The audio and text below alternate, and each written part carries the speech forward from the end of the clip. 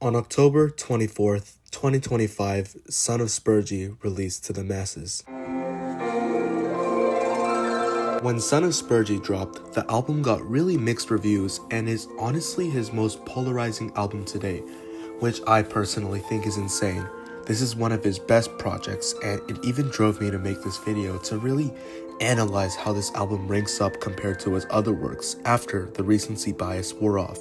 So for today's video, I'm going to be ranking this guy's entire discography, but first I'll have to lay out a few ground rules. Number 1, this guy is one of my favorite R&B artists in recent memory, and I only grow to like his music more and more every day. So first, I will not be covering anything that isn't on streaming. Unfortunately, this means that Horsepower will not be ranked, but if you're curious, I would place it on number 4 on this list. Other EPs that I couldn't find on his Spotify profile will also not be ranked. The basic rule is, if it's not on his Spotify profile, then I'm not counting it for the purposes of this ranking. Also, I will not be including songs he is featured on. This brings our total out to 63 total songs to rank. Finally, I think this guy is really consistent. He has not made a single bad song. So I can't emphasize that enough. Several times while drafting this list did I end up switching songs at least 10 or 20 placements, or I would listen to a song and say to myself, yeah, that'll place at least on the top 10 on the list, and then it'll end up ranking at number 27. So before you come at me and attack me in the comments for some of these placements, keep in mind that this list was really hard to put together.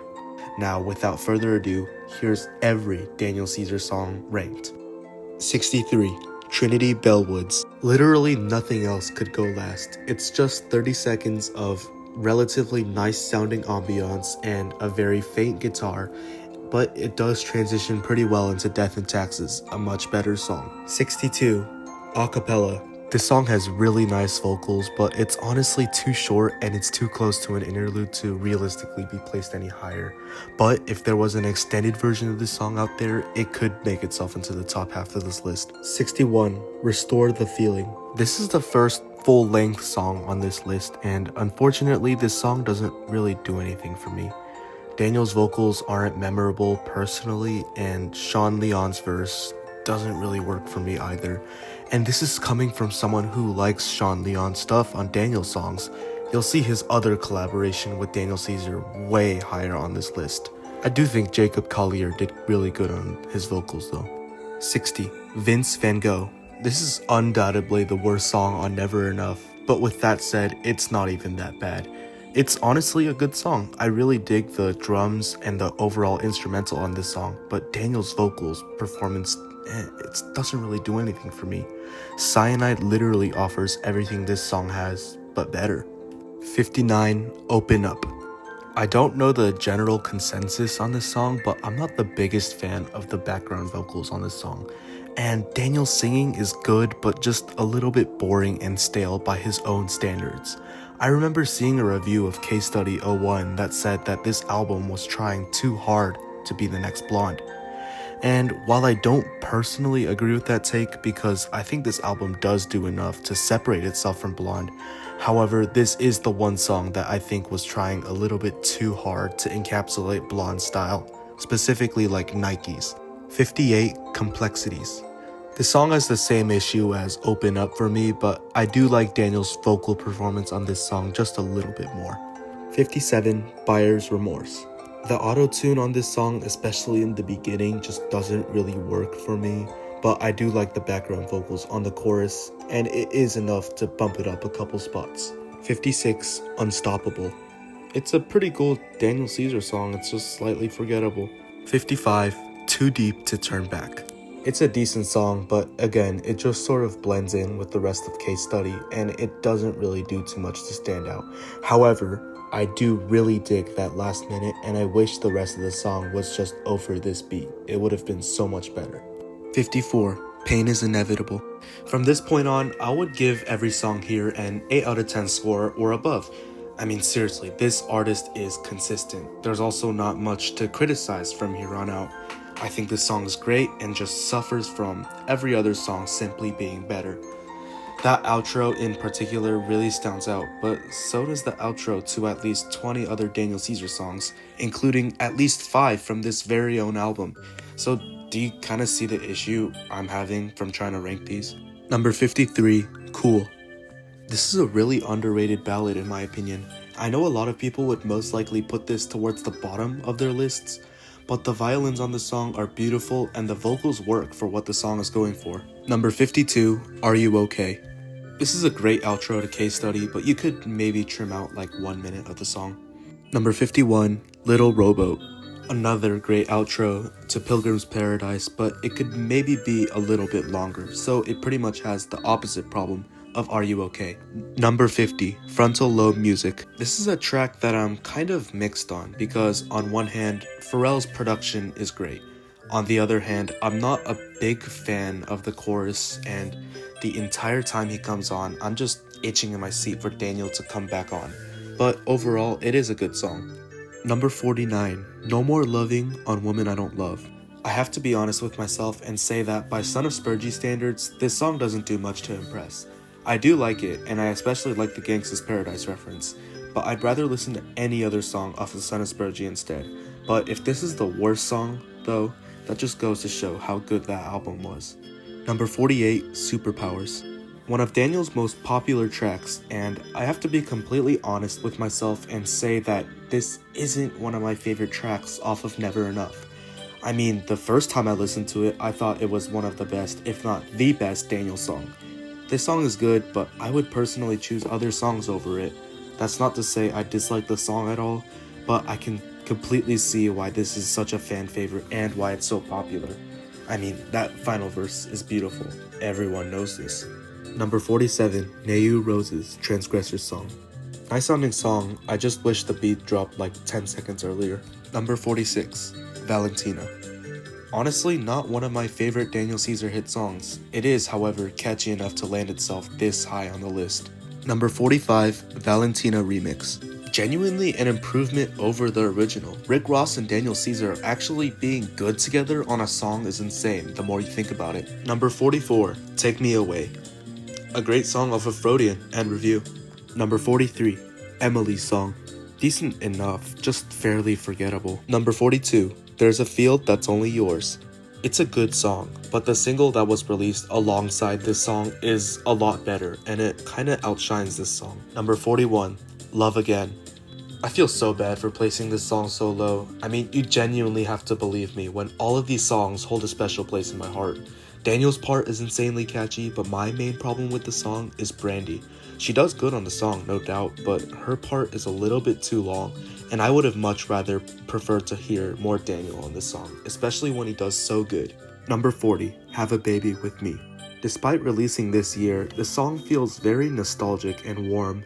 It encapsulates a vibe that no other Daniel song quite captures. I know a lot of people aren't really a fan of this song, but I will honestly stand behind this song as a great, awesome single. Number 39, Do You Like Me? Yeah, I do. Number 38, Homosexual. Fun fact, this is actually the first Daniel Caesar song I ever heard. I mean, yeah, it's kind of crazy. Never would I have thought that Ty Dolla $ign and Daniel Caesar would work so well on a song together. I mean, this is the guy that made Carnival and doesn't play Roblox, so... Number 37, Violet. A great single with unmatched vibes that Daniel never really tried to recreate, which sucks because this song is great. Number 36, Freudian. This song is a great outro that takes very obvious inspiration from Futura Free by Frank Ocean, and I think it's done very tastefully here, which is great. Number 35, Call on Me, a great single as well as a great addition to Son of Spurgey. I like the change of pace with all that guitar stuff he's doing, and the vocals are amazing as always. 34, Superposition. This is one of the best songs off of Case Study 01, and Daniel's vocals do a lot to impress here. Number 33, Transform. A great song from Freudian, but honestly, I personally prefer the other songs off this album. But there is no judgment if you say this is the best song off of Freudian. That is completely valid. Number 32, Disillusioned. The beat is snappy, the vocals are amazing, this is one of his best songs, and yet it's at 32. I mean, this is one of my best friend's favorite Daniel Caesar songs, which just shows how consistent he is. Number 31, Blessed. A beautiful ballad that really does a lot to stand out from the rest of the tracklist on Freudian. Number 30, Loose. One of the most popular Daniel Caesar songs. The way the song builds is monumental and beautiful. Great work, Daniel. Number 29, Shot My Baby. Probably the most underrated song off of Never Enough. Seriously needs more love. Number 28, Won't Live Here. Fairly lengthy, but the song feels well paced. I sound like a broken record saying this, but yes, the vocals on this song are very good as well. Number 27, Please Do Not Lean. Daniel Caesar and Bad Bad Not Good is literally a match made in heaven. This song should have been on the original album because it's straight up amazing. I feel guilty ranking this so low, but that just goes to show how good this guy is. Number 26, Rearrange My World. The better of the two ROC and Daniel Caesar singles. This song can get anyone in their feelings, and Rex Orange County really pulls his weight on this song. He's really good. Number 25, Rain Down. Great introduction to Son of Spurgey. It does a great job of showing what Daniel wants to achieve from this project as he kind of strays away from his former style of R&B into this more gospel style. For what it's doing, it does a lot. And of course, Sampha does great, but he does even better on a song much later on this list. Number 24, Ochos Rios. Another really slept on intro track to Never Enough. It introduces the tone of the album, and that beat drop is something else, along with that chorus. It is so good. Number 23, Cyanide. With that, we've officially reached 9 out of 10 and above territory. This is an incredibly catchy and standout track on Case Study 01. I wish more songs on Case Study were like this one, considering how much of a banger this song is. I could put this song on any day of the week and I will still be feeling this. Number 22, Who Knows. This song is Daniel's most popular record from Son of Spurgey. This one did catch the attention of most social media platforms, hence its popularity. Am I going to switch up on this song now that it's popular? No, that's kinda stupid, but that's a topic for another day.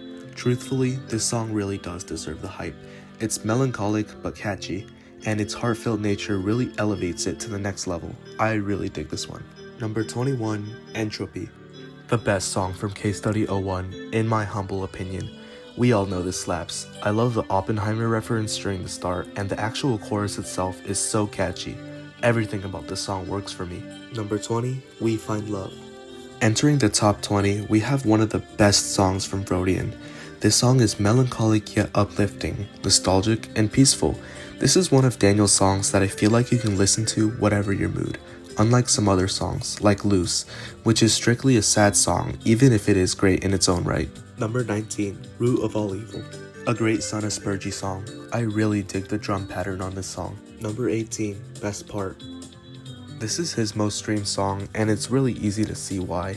This song is beautiful in its own right, but it was even better live. And it was even better free, because everything tastes better when it's free. Do I even need to talk about why this song is so great? Everyone knows why. Number 17, Sign of the Times. You know, if I had a nickel for every time there was a Son of Spurgey song that had 4 words, with the middle 2 words being of the, and the first word starting with a S, and the last word starting with a T, I'd have 2 nickels, but it's weird that it happened twice, right? Number 16, Always Remix. Honestly, this song has the opposite problem of the other Never Enough remixes. When you hear that Rick Ross is gonna be on the remixed version of a Daniel Caesar song, you're gonna expect something that sucks, like the Hills remix with Eminem.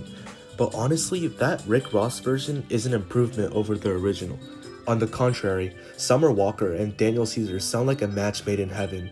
However, to be completely honest, I think that Summer Walker's part just isn't good enough to justify the removal of Daniel's second verse.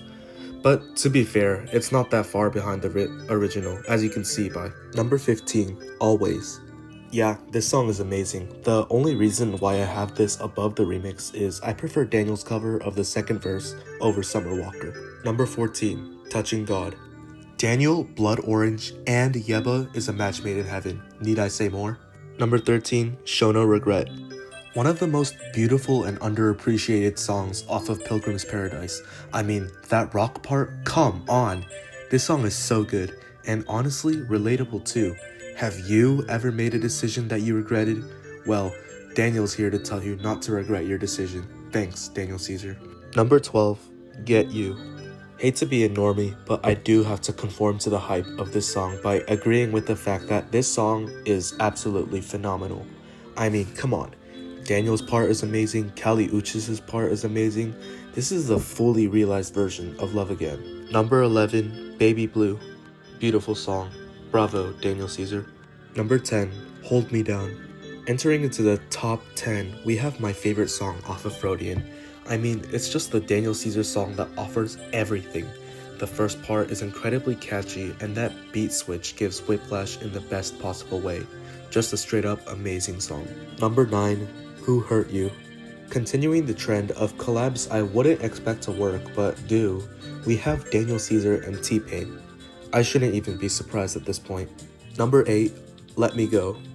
This was the first song that truly made me fall in love with Daniel Caesar's music. The chorus, amazing. Everyone knows this, but the best part of the song has to be that pre-chorus. It has powers of ascension unmatched by all other auditory experiences. If that isn't extremely high praise, I don't know what is. Number 7, Moon. Beautiful single, been loving it ever since it dropped. Number 6, Death and Taxes. This is a classic Daniel Caesar track, and it's a lot of people's favorites, and if it is, I can't even come up with a rebuttal. It's just that good. Number 5, Sins of the Father. Pretty much just Freudian, the track, but refined and matured to perfection. This two-part song is brilliant as Daniel reflects on his relationship with his spiritual father, God, and his actual biological father. In the end, after reflecting throughout the song, he realizes how similar he is to his dad. In fact, he finds respect in himself in this fact. This whole song is a beautiful journey and needs to be experienced with no other distractions, just laying on your bed and immersing yourself in the music. True perfection. Number 4, Streetcar. A 10 out of 10 cover of a 10 out of 10 Kanye song. If you had to ask me which one was better, I honestly wouldn't know, because it's hard to compare things because both songs are going for different things. Even if you held a gun to my head and told me to choose, I'd tell you to shoot me. But if you threatened to play Dax on the aux, I'd immediately fold and tell you that while I really do enjoy this song and Daniel's improvement on the emotions and the vocals on the song, you just can't deny how influential Kanye Streetlights really is. Number 3, Toronto 2014. Everyone and their mama knows how good this song is. When I ask my friends who are fans of Daniel Caesar what their favorite song is, 9 times out of 10 it is Toronto 2014. For good reason too. We all know how good the first 2 verses are and how good Mustafa's part is, but everyone knows the highlight of this song is that outro. Absolutely majestic. Number 2, Japanese Denim. That one Homelander clip, you know the one.